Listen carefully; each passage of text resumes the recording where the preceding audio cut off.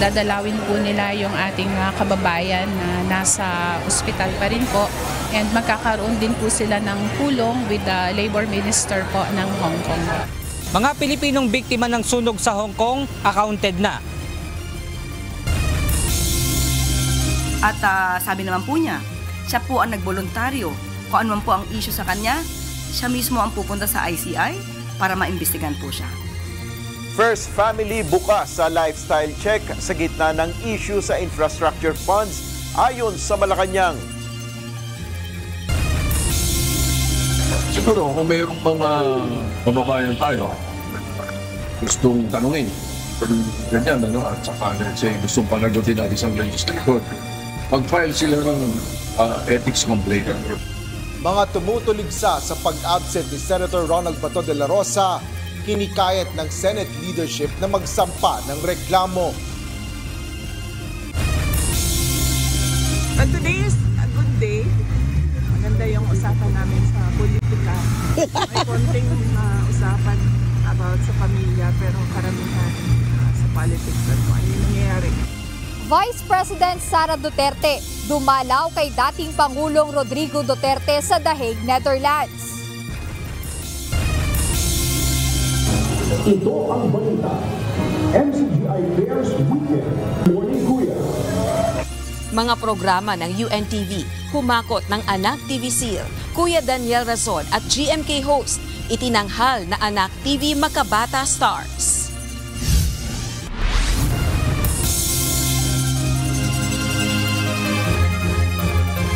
Magandang hapon, Pilipinas at sa buong mundo. Tayo po ay sabayang napapakinggan sa Radyo La Verdad 1350 ang UNTV Radio. Una sa ating mga balita. Nakatakda ng humarap sa Independent Commission for Infrastructure o ICI si Ilocos Norte 1st District Representative Sandro Marcos. Kumpiyansa naman si Pangulong Ferdinand Marcos Jr. na kayang sagutin ng kanyang anak ang alegasyon na kabilang ito sa nakatangkap na malaking allocable funds ng Department of Public Works and Highways o DPWH. Ayon pa sa Malacanang, walang problema sa First Family kahit magsagawa pa ng lifestyle check sa kanila. Ito ang balita ni Nel Maribuhok. Open po, even before. Bukas ang presidential son na si Ilocos Norte 1st District Representative Sandro Marcos at ang First Family sa lifestyle check. Kaugnay na rin ito ng ulat ng Philippine Center for Investigative Journalism o PCIJ na nagsasabing nakatanggap umano ang distrito ni Congressman Marcos ng 15.8 billion pesos na allocable funds sa Department of Public Works and Highways o DPWH mula 2023 hanggang 2025. Pinakamalaki mula sa 252 congressional districts. Ayon kay Palace Press Officer Jose Claire Castro, nabasa na ni Pangulong Ferdinand Marcos Jr. ang nasabing ulat at kumpiyansa siya na masasagot ito ng kanyang anak.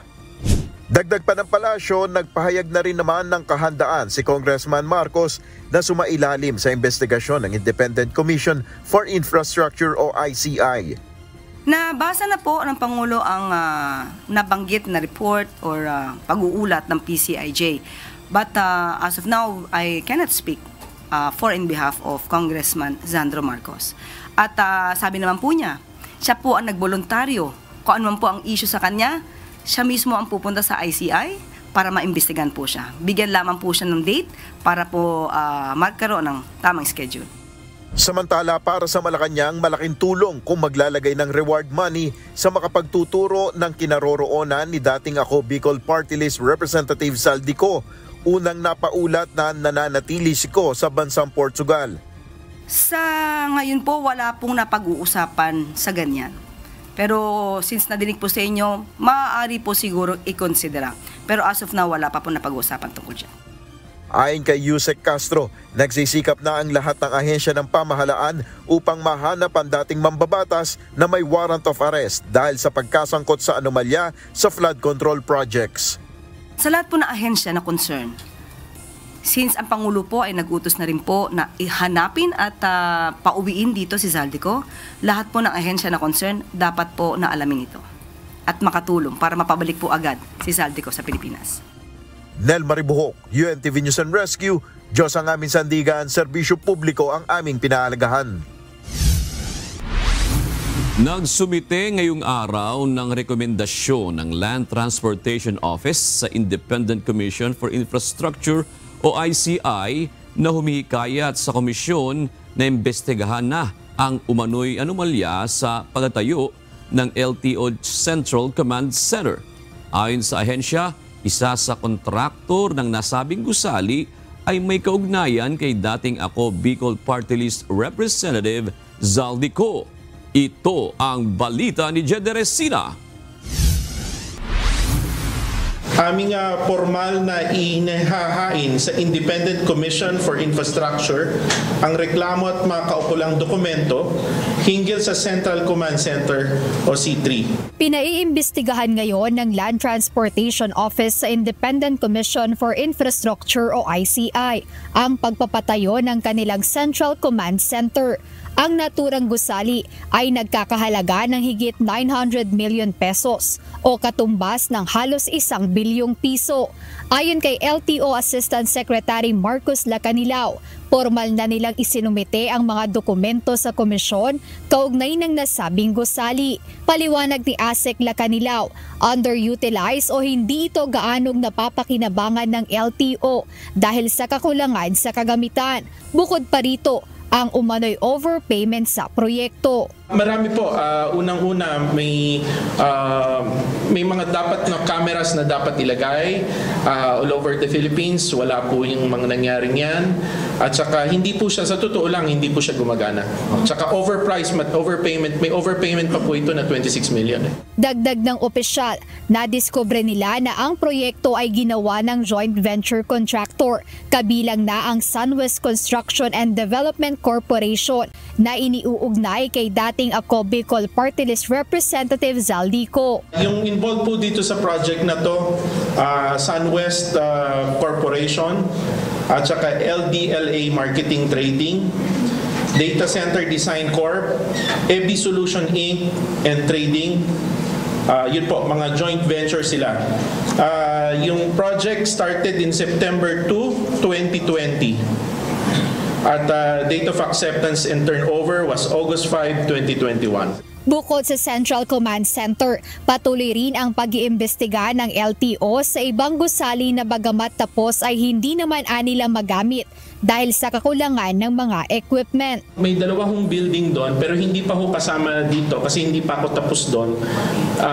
Dalawang building, 3-story, almost 500 million bawat isa. 499,500,000. Yun yung Road Safety Interactive Center, tsaka yung dalawa yun, yung building yun. Sino po pa? SunWest. Pareho po. Opo, 2021 po ito.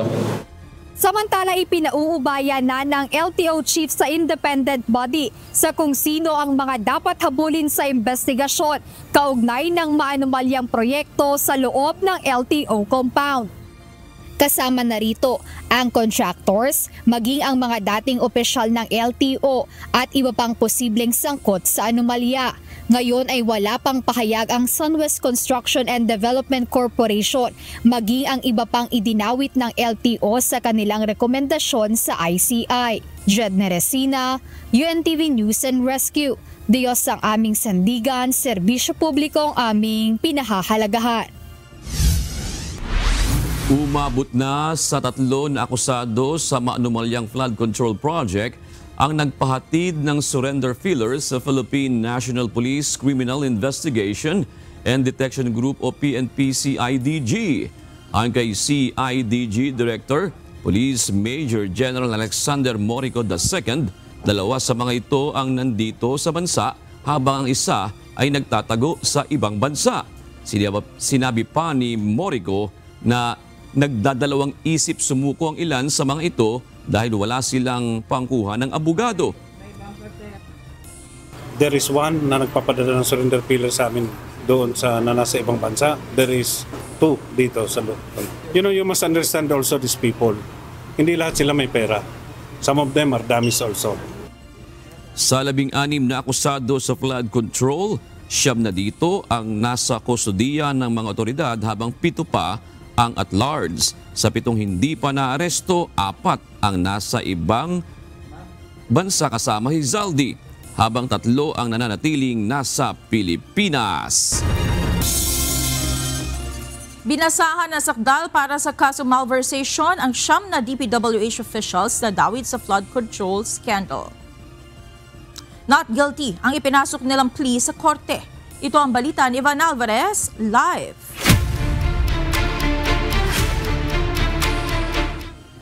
Ivan, kailan ba magsisimula ang mismong paglilitis sa mga akusado?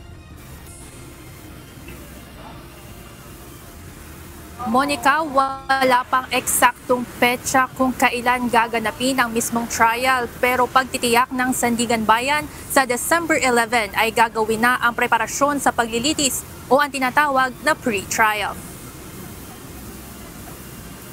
Muling iniharap sa Sandigan Bayan ngayong araw ang 9 na mga opisyal ng DPWH Region 4B na isinasangkot sa mga katiwalian sa flood control project sa Oriental Mindoro. Ito'y upang basahan ng sakdal sa kaso malversation of public funds through falsification of public documents. Not guilty ang naging tugon nila sa akusasyon. Nahan ni Associate Justice Sarah James Fernandez, papasimula na ang free trial sa darating na December 11, araw ng Webes. Sa free trial, gagawin ang mga preparasyon ng prosecution at defense para sa mismong paglilitis, kung saan mamarkahan ang mga ebidensyang gagamitin, pati ang pagkilala sa mga individual na pupwedeng tumistigo, maging ang maaaring stipulation at admission sa kaso. Winid naman ng Siyam ang kanilang karapatan na dumalo sa gagawing free trial at piniling mga abogado na lamang nila ang pumunta dito. Ayon sa korte, habang gumugulong ang free trial, hindi maaaring makapagpiyansa ang mga akusado. Maaari lamang mag-file ng petition for bail 30 araw simula December 11. Ibig sabihin nito, habang pinaghahandaan ng parehong partido ang paglilitis, mananatili sa kustodiya ng New Quezon City Jail sa Payatas ang 7 lalaking akusado, habang ang 2 babae naman ay patuloy na tutuloy sa Camp Saringal sa Quezon City. Samantala, sa unang naging pahayag ng kampo ng ilan sa mga akusado, sinabi ng abogado ng mga ito na nasa Sandigan Bayan na ang kaso, kaya naman ipinapahayag nila ang kanilang buong tiwala sa kalayaan ng mga maestrado at sa napatunayang tibay laban sa anumang pressure. Anila sa huli, ang ebidensya ang mangingibabaw. Monica, kapag nagsimula na itong free trial, gagawin na ito mula Lunes hanggang Webes, umaga at hapon. Ayon yan sa panuntunan ng Sandigan Bayan na continuous trial o tuloy-tuloy na paggulong ng mga kaso. Yan ang balita mula dito sa Sandigan Bayan sa Quezon City. Balik sa inyo, Brad. Maraming salamat, Ivan Alvarez.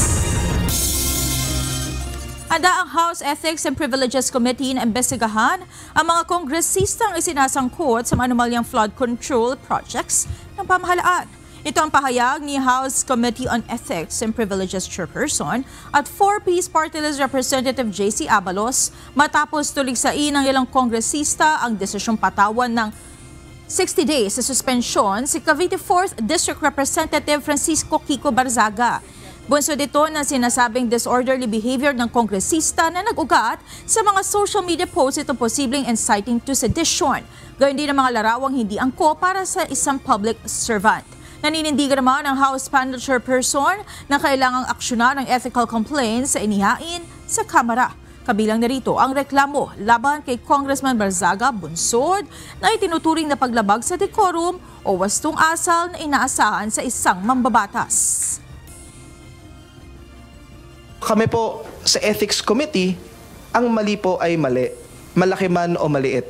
Ang mandato po ng Ethics Committee ay sagutin, itry ang mga ethics complaint na sinasampa sa amin. At yan po ang aming ginagawa. Kapag may magpa-file ng complaint sa maski sinong kongresista na may kinalaman sa mga maanumalyang transaksyon pagdating sa infrastruktura or kung anuman, handa po kaming sagutin yan sa Committee on Ethics at gagawin namin yan within 60 session days pursuant to our rules. Samantala, posible namang maharap sa mas mabigat na parusa si Congressman Barzaga kung hindi nito tatanggalin ng 24 o 24 na social media post na tinukoy ng House Ethics Committee na mapanira sa pamahalaan, malalaswa at nagpapakita ng karangyaan. In accordance with our committee report, if he doesn't take it out, much harsher disciplinary action may be imposed upon him. Nagparamdam na si Senator Bato de la Rosa matapos ang ilang linggong pananahimik at pagliban sa mga sesyon ng Senado. Nagbigay naman ng kanya-kanyang posisyon kaugnay nito ang mga liderato ng mayorya at minorya, habang may payo ang Senate President sa mga tumutuliksa sa mga pag-absent ng senador. Ito ang balita ni Asher Cadapan Jr. Well, it was in jest, because sa chat group namin, meron kami lahat ng all senators. So, I found time na kumustahin lang siya. Sabi ko, kumusta ka na? Mag-ingat ka lang, gano'n. Ang biro niya lang sa akin, sir, i-break ko yung record mo sa pagtatago. Tapos may haha. Yun. Ito ang mensahe umano ni Senador Ronald Bato de la Rosa mga 2 linggo na ang nakararaan. Ayon kay Senate President Pro Tempore Panfilo Ping Lacson, sinabi ito ni Senador de la Rosa habang isinasagawa ang deliberasyon sa 2026 budget. Sa gitna ito ng pagliban ni Senador Bato sa mga Senate plenary session sa nagdaang 3 linggo. Kasunod dito ng bali-balitang may warrant of arrest ng inilabas ang International Criminal Court o ICC laban sa mambabatas. Paliwanag ni Senador Lacson, nasa ethics o rules ng Senado ang patuloy na absence ng isang senador sa mga sesyon. May parusaan niya kapag naabot ang partikular na bilang ng araw ng pagliban. Ngunit paglilinaw ni Senador Ping, hindi anya siya sigurado sa alituntuning ito at kailangan itong repasuhin. Gayunman, may payo si Lacson kay De La Rosa kahit wala pang lumalabas na official warrant. Ang advice ko sa kanya, kung wala siyang intention na mag-surrender, magtago siya mabuti. Ang advice ko sa law enforcement, hanapin niyo siya mabuti. Trabaho nila yan maghanap Nilinaw naman ni Senate President Vicente Soto III na walang no work, no pay policy sa Senado. Mayroon pa nga anya sa Kongreso na isang buong taong hindi pumasok ngunit nakatanggap ng sahod. Walang ganong rules sa mga legislators in any of our rules or in the Constitution. Siguro kung mayroong mga kababayan tayo gustong tanungin ganyan, at saka let's say gustong panagutin natin isang legislator, mag-file sila ng ethics complaint. Magandang remedyo para matalakay natin yan. It doesn't necessarily have for us to come out and amend our rules and say something like that. Kinumpirma rin ni Senate President Tito Soto na hanggang sa ngayon ay wala pa ring komunikasyon sa kanya si Senator Bato de la Rosa. Kahit anya personal na text message ay wala. Sa kabila nito, patuloy anya sa pagtatrabaho at pagganap ng tungkulin ang mga empleyado at opisina ni Senator Bato. Kabilang na dito ang pag-aaral ng mga panukalang batas. Dinipensahan naman ni Senate Minority Leader Alan Peter Cayetano ang block member nitong si Senador De La Rosa. Binigyan din nito ang kahalagahan ng sistema ng hustisya sa bansa kung saan korte ang nakasasakop. Personal kong pananaw, hindi pa namin pinag-uusapan ng buong minority. Yung gobyerno dapat i-assure si Senator Bato na mayroong proseso. Diba? Kasi kung sasabihin anytime pwede kang damputin at dalhin sa ibang bansa, hindi ko sinasabing option sa lahat yun na huwag magpakita. But when your life or liberty is threatened, you really think of options. So yun yung option niya. So rather than pag-initan siya na parang bakit ka wala dito, ang question, bakit walang assurance na pro-protect na ng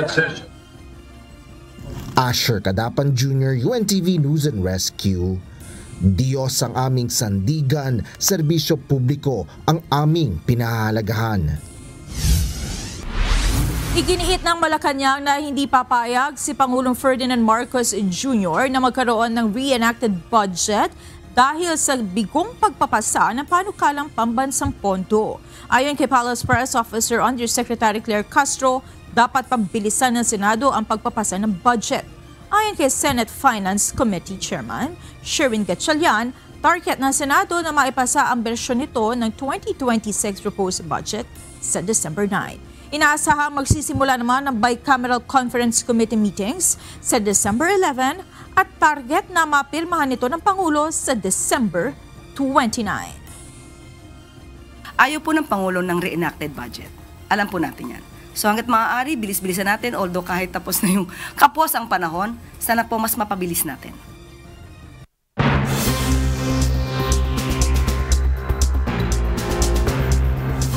Inanunsyo ni Hong Kong Chief Executive John Lee ang pagbuo ng isang Independent Committee of Inquiry na pamumunuan ng isang judge upang alamin ang sanhi ng sunog sa Wang Fuk Court na kumitil ng hindi bababa sa 151 individual at nag-iwan ng 30 nawawala. Ayon sa mga otoridad, mabilis na kumalat ang apoy dahil sa substandard na scaffolding netting na dahilan upang kailanganin ang malawakang reforma sa seguridad, konstruksyon at maintenance standards. 14 ang naaresto, kabilang ang 13 na sinasabing sangkot sa manslaughter matapos umanong gamitin ang pekeng materyales upang makalusot sa inspeksyon. Sa gitna ng panawagan ng publiko para sa pananagutan, iginit ni Lee na haharapin ng pamahalaan ang lahat ng pagkukulang upang hindi na maulit ang trahedya. Therefore, while criminal and fire investigations are proceeding continuously, I will establish an independent committee to conduct comprehensive and in-depth review to reform the building work system and prevent similar tragedies from occurring in the future. Inihayag ng White House na excellent ang kondisyon ng kalusugan ni US President Donald Trump matapos ilabas ang physician summary nito sa isinagawang MRI at executive check-up noong Oktubre. Ito ang balita ni Klein Sinka. As part of President Trump's comprehensive executive physical, advanced imaging was performed because men in his age group benefit from a thorough evaluation of cardiovascular and abdominal health. The purpose of this imaging is preventative, to identify any issues early, confirm overall health, and ensure the president maintains long-term vitality and function. President Trump's cardiovascular imaging was perfectly normal. Excellent overall health. Ganito inilarawan ng White House ang kalusugan ni US President Donald Trump kasunod ng naging resulta na isinagawang executive check-up sa Pangulo noong Oktubre. Sa inilabas na memo ni Captain Sean Barbella, sinabi nito na ang advanced imaging ng puso at abdomen ng 79-year-old na Pangulo ay lumabas ding perfectly normal. Ayon pa sa memo, walang nakitang arterial narrowing o anumang abnormalidad sa daloy ng dugo at maging sa major vessels ng Pangulo. Dagdag pa ni Barbella na isang US Navy emergency physician na sa maayos na kondisyon ang buong cardiovascular system ni Trump, habang ang abdominal imaging naman nito ay nagpapakita rin na nasa normal limits at wala itong acute o chronic concerns. Tinawag din ng White House physician ang naturang MRI bilang standard procedure para sa isang executive physical sa edad ng Pangulo at bahagi ng preventive approach upang matukoy ang anumang posibleng issue ng mas maaga. Binatikos naman ng White House ang pagpapakalat ng fake news na ilang major news network sa US na di umano'y unfit for the job ang kalusugan ng US President. Again, same reporter, same outlet who wrote falsely over the weekend that President Trump is not fit for the job. I can assure you he absolutely is. You all see that with your own eyes on a daily basis, and the president's physician has now given you all 3 detailed reports on the state of the president's health. Giit ng White House, isinakatuparan ng administrasyon ang pangakong transparency ni Trump sa mamamayan, lalo na patungkol sa kalusugan nito, at pinatunayan nito ng resulta na health test ng Pangulo. Sa kabila nito, ilang mga eksperto at kritiko pa rin ang kumwestiyon sa naging resulta ng check-up ni Trump. Ilang doktor sa malalaking universidad sa US ang nagsabi na hindi malinaw kung MRI o CT scan ang ginamit dahil hindi ito nakasaad sa memo, at giniit na hindi karaniwang isinasagawa ang ganitong uri na imaging sa pasyenteng walang sintomas. Bihira rin umanong lumabas na perfectly normal ang resulta ng imaging para sa isang nasa edad ng Pangulo nang walang kahit kaunting indikasyon ng coronary calcification. Nitong mga nakaraang buwan napansin ang pamamaga ng bukong-bukong at pasa sa kanang kamay ng Pangulo at minsan ay nakukunan pa itong nakakatulog sa ilang mga pulong. Nauna na rin kinumpirma ng White House na may chronic venous insufficiency si Trump, isang kondisyon sa ugat na maaaring magdulot ng pamamaga sa binti. Kawainsin ka, UNTV News and Rescue, Texas, USA. Diyos sa aming sandigan, serbisyo publiko ang aming pinaalagahan.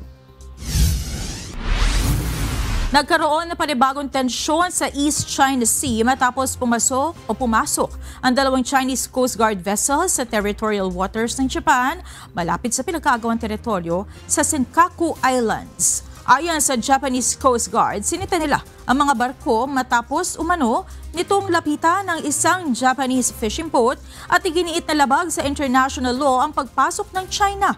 Patuloy namang iginigit ng China ang sariling teritorial na claim at sinabing illegal na pumasok ang Japanese vessels sa kanilang territorial waters kaya nagpatupad sila ng control measures bilang proteksyon sa tinatawag nilang Diaoyu Islands. Nangyari ang insidente sa gitna ng patuloy na tensyon sa pagitan ng dalawang bansa matapos ang pahayag ni Prime Minister Sanae Takaichi na posibleng makialam ang Japan kung aatakihin ng China ang Taiwan.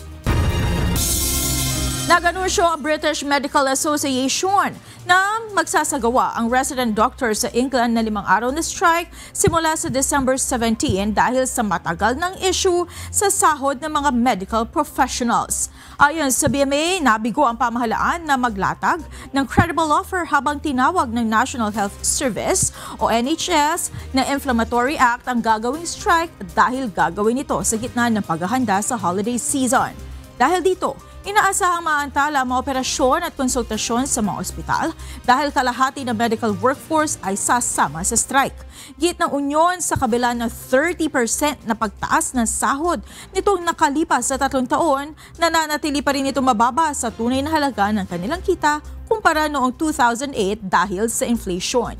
Kaya naman hinimok ng samahan ang pamahalaan na bumalik sa negosasyon upang hindi matuloy ang nakatakdang strike. Bilang bahagi ng tuloy-tuloy na modernization program ng Armed Forces of the Philippines, formal nang naisama sa serbisyo ngayong araw ang pinakabagong warship ng Pilipinas, ang BRP Diego Silang. 10 pang mga bagong barko ang inaasahang darating sa bansa sa mga susunod na taon. Ito ang balita ni Ryan Lacalale. This will add to the capital ships of the Philippine Navy that is capable of patrolling all the way up to our EEZ and even beyond. It will be the most modern warship that we will have. Opisyal nang naisama sa serbisyo ng Philippine Navy ngayong araw ang pinakabagong barko nito, ang FFG-07 BRP Diego Silang, isang advanced guided missile frigate. Kaninang umaga, isinagawa ang commissioning ng barko sa Naval Operating Base sa Subic, Zambales. Dumating sa bansa ang BRP Diego Silang noong Setyembre at ito ang pangalawa sa Malabar class na mga barko ng Pilipinas. Unang dumating sa bansa ang FFG-06 BRP Miguel Malbar noong April 8. Gawa ang mga barkong ito sa South Korea. Taglay ng BRP Diego Silang ang kakayahan sa anti-air warfare, anti-surface operations, anti-submarine warfare at maritime patrol and surveillance na malaking tulong sa patuloy na pagbabantay sa malawak na karagatan ng bansa. Ayon sa tagapagsalita ng Philippine Navy sa isyu ng West Philippine Sea, bilang matagal ng partner ng Pilipinas ang South Korea, malaki ang naiambag nito sa pagpapalakas ng logistics, defense chain at modernization programs ng AFP. I could say that Korea has been a long-time partner of the Philippines. We have supported them during the Korean War. They supported us during the Typhoon Yolanda response. They are a strategic partner of the country. We have common ties and they are a very good partner for us in development. 10 mga bagong barko ang inaasahang darating ng sandataang lakas sa ilalim ng AFP Modernization Program. Kabilang dito ang 6 na offshore patrol vessel at 2 pang frigates na pawang gawa sa South Korea at 2 landing docks na gawa naman sa Indonesia. Ang BRP Diego Silang ang pang-4 na frigate vessel ng Philippine Navy. December 2021, lumagda ang Department of National Defense sa panahon ni Secretary Delfin Lorenzana at Hyundai Heavy Industry sa 28 billion pesos para sa 2 barko. So they're already in the construction pipeline. Delivery will cover 2026 to 2028 or 2029. The 2 additional frigates plus other more capabilities currently at the Defense Department level are still for funding but are undergoing deliberation. Samantala, tuloy-tuloy ang mga isinasagawang Multilateral Maritime Cooperative Activity at Maritime Cooperative Activity o MCA ng Pilipinas sa mga kaalyadong bansa. Pagkatapos ng MMCA kasama ang Japan at US, 2 linggo ang nakaraan kung saan ginamit ang Carrier Battle Group ng US sa pagsasanay sa kauna-unahang pagkakataon. Nasundan agad ito ng magkakasunod na bilateral exercise sa pagitan ng India, Japan at France. Ryan Lacanlale, UNTV News and Rescue. Diyos ang aming sandigan, serbisyo publiko ang aming pinahahalagahan. Tukoy at natuntunan ng Philippine Consulate General sa Hong Kong ang nasa 72 Pilipino na nakatira sa nasunog na residential complex sa Hong Kong. Samantala, tatanggap naman ng cash assistance ang pamilya ng nasabing overseas Filipino worker dahil sa sunog. Ito ang balita ni Benedict Samson. Dadalawin po nila yung ating kababayan na nasa ospital pa rin po, and magkakaroon din po sila ng tulong with the Labor Minister po ng Hong Kong. Umalis na kaninang umaga patungong Hong Kong si Department of Migrant Workers Secretary Hans Leo Kakdak.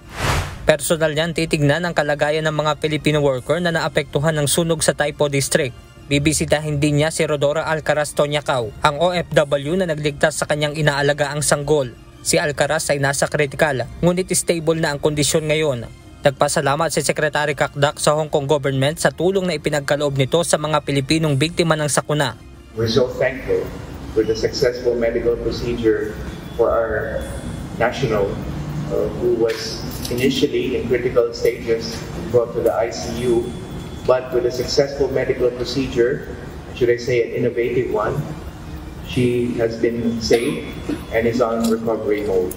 Ayon naman kay DMW Undersecretary Dominic Rubia Tutay, nasa 100,000 pesos ang ibibigay ng ahensya para sa pamilya ni Mary Ann Pascual Esteban na nasawi sa sunog, habang nasa 75,000 pesos naman sa isa pang OFW na nasugatan na sa ngayon ay nagpapagaling sa ospital. But more than that, there would also be like a livelihood assistance and other reintegration assistance po na pwede po nating ibigay kung sakali na bumalik po sa ating bansa yung ating kababayan na apektado. Ayon pa sa DMW, bukod sa Migrant Workers Office, may ibang mga Pilipino rin sa Hong Kong ang lumingap sa mga OFW na nawalan ng tirahan. Both the residents naman po at saka yung ating mga Filipino workers po doon, they are sheltered naman po in different places. Sa MWO po mismo, meron naman din po tayong sariling Migrant Workers Resource Center po doon. Sa isang advisory, sinabi naman ng Philippine Consulate General in Hong Kong na accounted na ang nasa 92 OFW na residente ng nasabing commercial complex. Siniguro rin ng ahensya ang pakikipag-ugnayan sa pamilya ng lahat ng mga Pilipinong naapektuhan ng malaking sunog. We're actually reaching out to them naman po. Tapos may mga iba-iba po tayong partners na both from the private sector po and also sa government, and we continuously coordinate po para lang po mabigyan po ng assistance yung ating mga kababayan. Tinulungan din ng DMW na makaalis sa Pilipinas kahapon ang kapatid ng OFW na nagpapagaling sa ospital para sa compassionate visit. Pag-uusapan din ng DMW at pamilya ng nasawing biktima ang pag-uuwi sa labi nito sa Pilipinas. Benedict Samson, UNTV News and Rescue. Diyos ang aming sandigan, serbisyo publiko ang aming pinahalagahan. Mahigit 200 ghost projects na ang nakumpirma ng Armed Forces of the Philippines sa kanilang ginawang beripikasyon ng mga proyekto ng gobyerno kasunod ng mga anomalyang nabunyag sa flood control projects. Ngunit nasa 1/3 pa lang ng kabuang bilang ng mga proyekto ang kanilang naiimbestigahan. Ito ang balita ni Ryan Lacanlale. Around 252 of this na mga naikot na po namin are ghost projects from 2016 to present. Umabot na sa 252 ghost flood control projects ang natukoy na ng Armed Forces of the Philippines sa iba't ibang lugar sa bansa. Ayon ito sa pinakahuling ulat ng Sandataang Lakas. Sabi ni Colonel Francel Margaret Padilla, tagapagsalita ng AFP, nasa 10,000 flood control project na ang kanilang na-inspeksyon kasama ang Philippine National Police.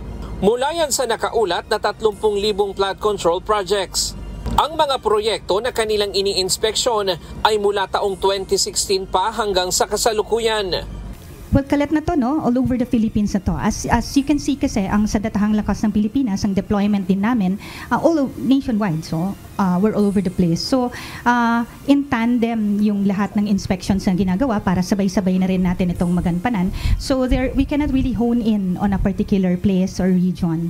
Walang ibinigay na timeline ng AFP sa kanilang ginagawang verifikasyon, pero tiniyak nitong tuloy-tuloy ang kanilang ginagawang pagsusuri sa mga natitira pang 20,000 mga proyekto. Agad naman anilang ibinibigay sa ICI ang mga resulta ng kanilang investigasyon. Well, our Chief of Staff po went to the hearing, no? Because he was a part of the technical working group on asset recovery and case build-up. So siya po mismo ang nagpunta doon to show how the Armed Forces of the Philippines truly values, no, the work of the ICI. Para din po mapabilis na nga po talaga itong sa loobin nating lahat na gusto po nating malagyan po, no, matuldukan po itong issue ito. Nauna nang humingi ng tulong ang Department of Public Works and Highways at Independent Commission for Infrastructure o ICI sa AFP at PNP sa simula pa lamang ng kanilang investigasyon para ma-verify ang mga flood control projects sa bansa. Aminado ang kagawaran at ICI na hindi nila kakayanin kung sila lamang ang mag-iinspeksyon sa libo-libong mga proyekto na nakakalat sa iba't ibang panig ng bansa. Ryan Lacanlale, UNTV News and Rescue. Diyos ang aming sandigan, serbisyo publiko ang aming pinahahalagahan. Sinalakay ng National Bureau of Investigation Anti-Organized and Transnational Crimes Division ang 2 condominium units sa Taguig City na di umano'y pag-aari ni former Congressman Zaldi Co. Layunin ng operasyon na makuha ang mga dokumento at ebidensya para sa investigasyon sa umano'y maanumalyang flood control project.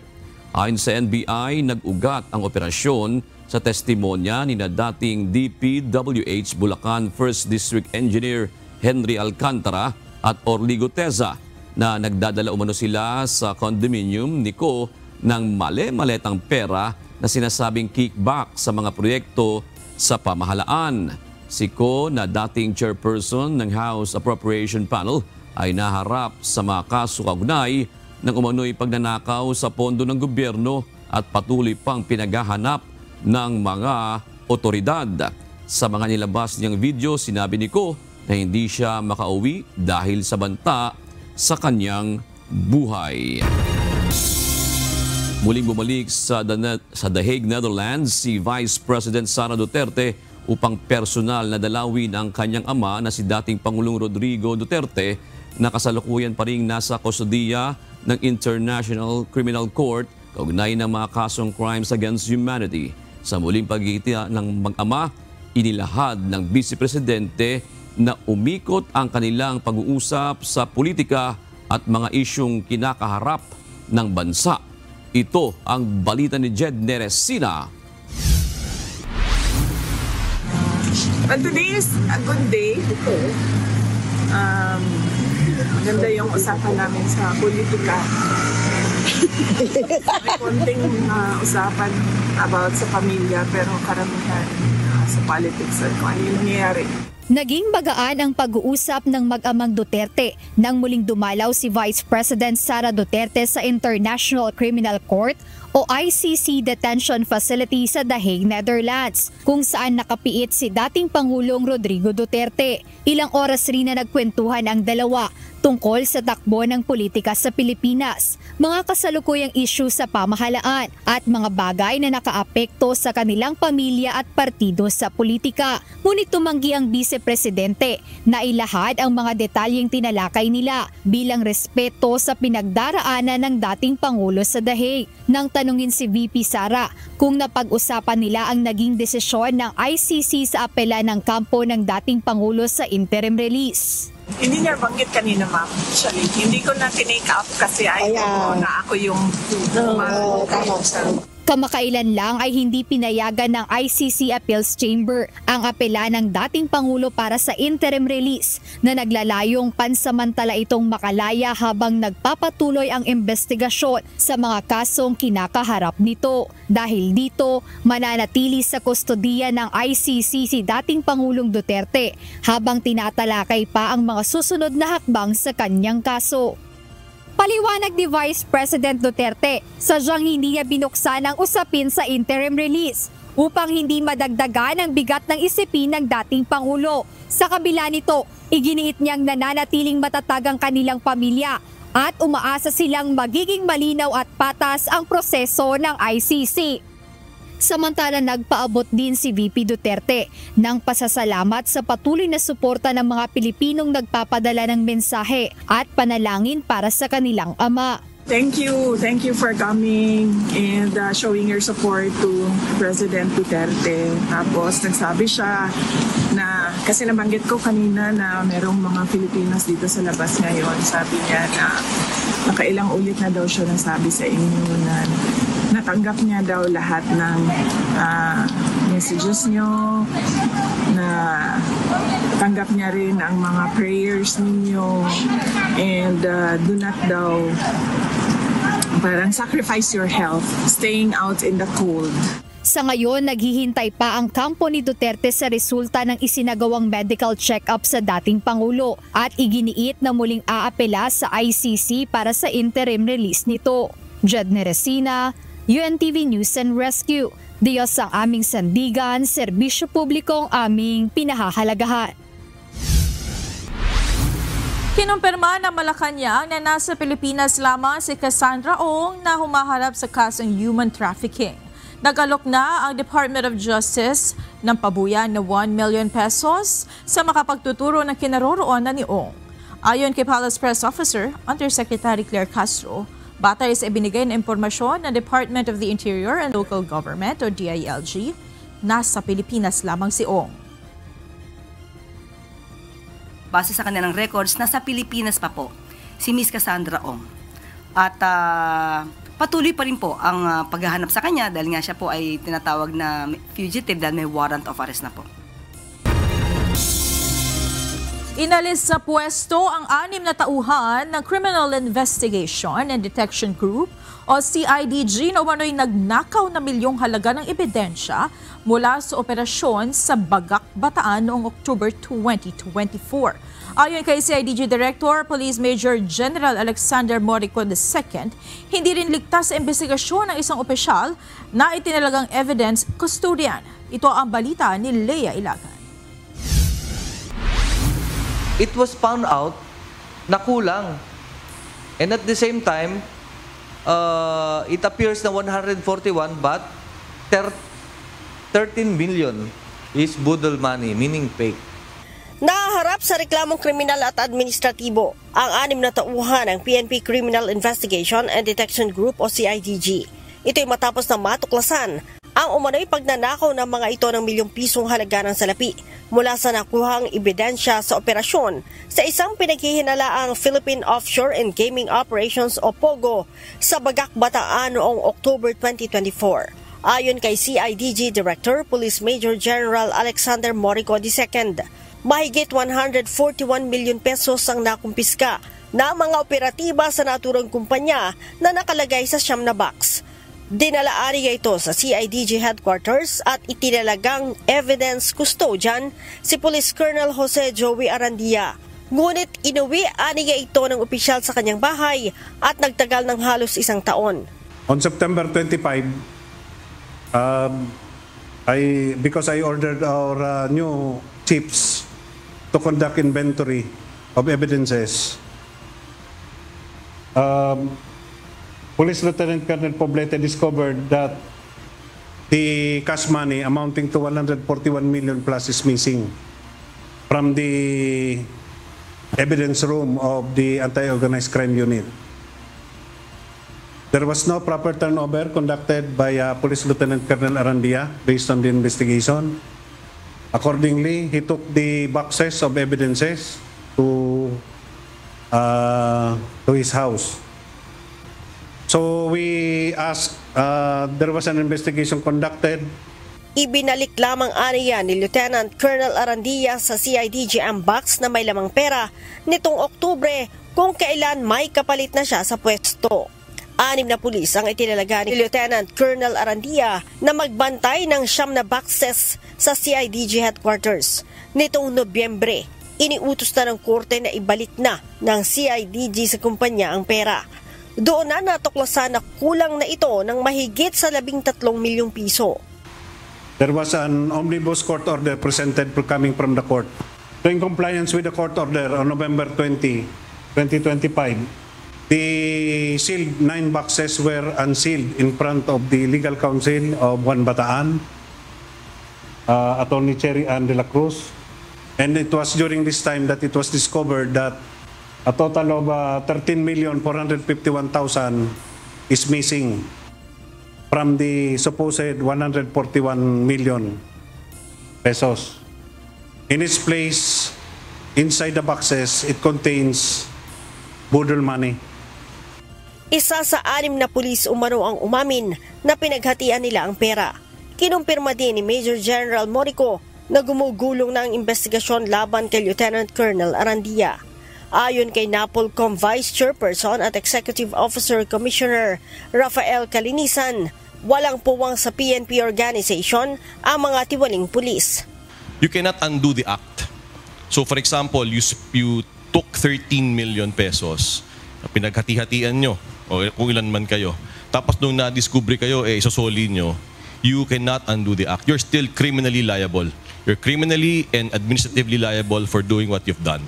So kahit ibalik mo pa yan, pasensyahan tayo, pinakailaman nyo ang hindi sa inyo, mananagot kayo.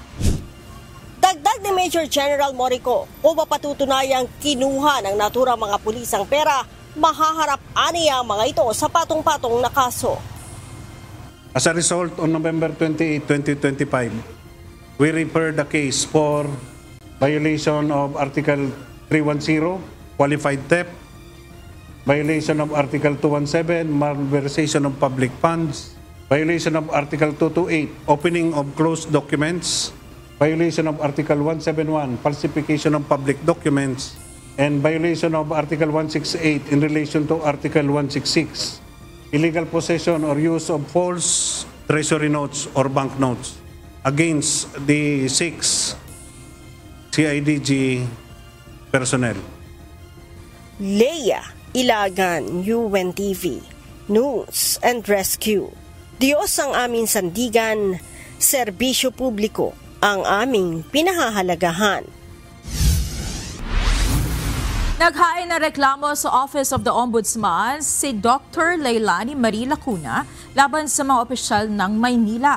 Kabilang dito sina Mayor Isko Moreno Dumagoso, Vice Mayor Chi Atienza at iba pang opisyal ng Maynila. Reklamong graft, usurpation of authority, grave misconduct at grave abuse of authority ang kakaharapin ng mga ito kaugnay ng umano'y iligal na pagtanggal sa kanya bilang liga ng mga barangay president. Kasabay nito, nagpetisyon si Lacuna sa Manila RTC upang mapawalang bisa ang eleksyon at manatili sila sa kanilang pwesto. Ayon naman sa pahayag ng Manila LGU, hindi pa nila natatanggap ang kopya ng reklamo, ngunit nire-respeto nila ang boto ng 844 na barangay chairpersons na pumabor sa bagong halal na mga opisyal. Ang nangyari po, sa kagustuhan po yata nilang ako ay matanggal, sila po ay gumawa ng isang illegal na special elections na hindi po inauthorize ng DILG, hindi po inauthorize ng National Liga.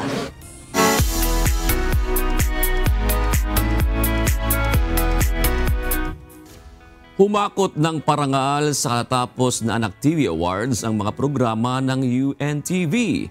Kinilala rin bilang Makabata Star sa taong ito si Kuya Daniel Razon kasama ang iba pang host ng UNTV. Ito ang balita ni Rosalie Cos. We wanted the children to be taken into reality na may role silang dapat. Kailan makinig po tayo sa boses ng mga bata ngayon, hindi na kabataan kundi bata. Ito ang balita. Mas malakas na kampanya upang makagawa ng maraming palabas na makatutulong sa paghubog ng mabuting kamalayan sa mga bata at maghatid ng magandang impluwensya sa kanila. Ito ang nais ipahayag ng Anak TV sa pagbibigay ng Anak TV Seal sa iba't ibang programang pantelebisyon at maging sa mga makabagong platform o social media. Katunayan nito, umabot sa 140 TV shows at 7 online programs ang pinarangalan sa Anak TV Awards, kabilang na ang mga programa ng UNTV. 17 programa ng istasyon ang nasertipikahang makabata, gaya ng mga news program na Ito ang Balita at Ito ang Balita Weekend, ang UNTV-C News at ang mga programang Good Morning Kuya, KNC Show, Doctors on TV, Manibela at iba pa. Samantala, kinilala naman bilang Anak TV Makabata Stars sina Joshua Junicio at Ira Mariano, habang si Kuya Daniel at Ate Arlene ay kasamang itinanghal na Net Makabata Stars bilang mabubuting ehemplo sa mga kabataan. Pero specifically for Good Morning Kuya, pinagpapasalamat po namin doon sa Diyos dahil kumbaga it proves na lahat po ng mga content natin, lahat ng pinaghihirapan natin gawin araw-araw sa ating programa ay na-appreciate ng Anak TV at kumbaga nabigyan tayo ng seal na patunay na ito ay mabuti, makabata at beneficial para sa kanila. And to be recognized po by Anak TV na child-friendly po yung pinopromote po ng mga content at child-sensitive.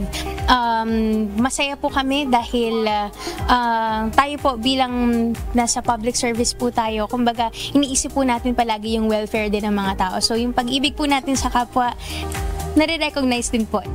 Hinikayat naman ni Anak TV President Elvira Yapgo ang mga media network at content creators na makapag-produce pa ng mas maraming child-sensitive at child-friendly na mga programa na makapagpapadama sa mga kabataan ng kanilang halaga at kakayahan. Ito ay kahit pa sa gitna ng maraming hindi magandang panoorin sa ating panahon. We need to give the children a positive dream, continue to dream by giving them hope and inspiring them. And UNTV as a media network can do more by giving them positive news. Rosalie Cos, UNTV News and Rescue. Diyos ang aming sandigan, serbisyo publiko ang aming pinahahalagahan.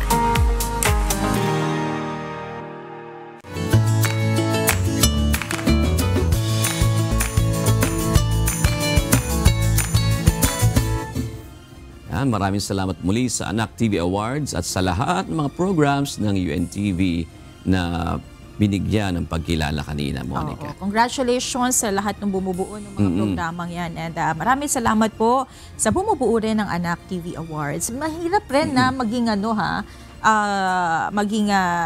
paano ba to?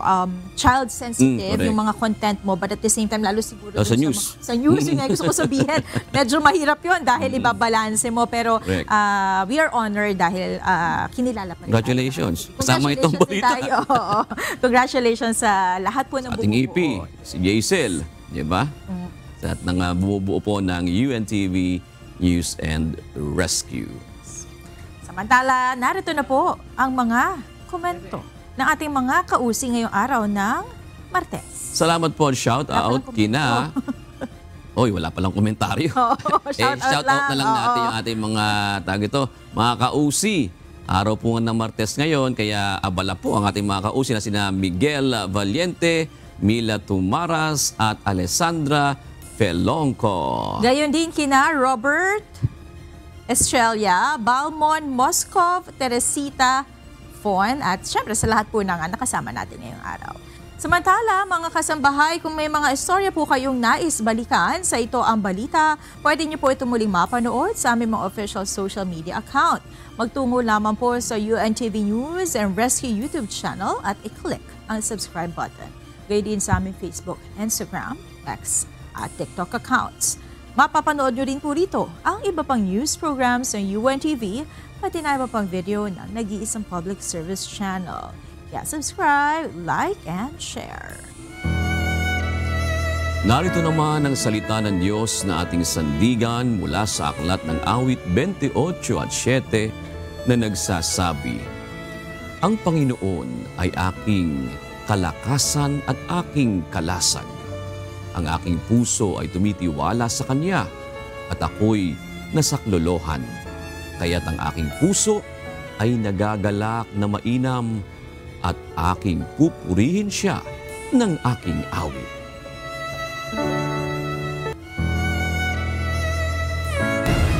At yan ang naging kabuuan ng ating balitaan ngayong gabi. Aming inilahad ng buong katapatan kung paano namin nasaksihan. Kayo po'y makapagtitiwala na ang aming nakita at narinig, ang aming ibinabalita.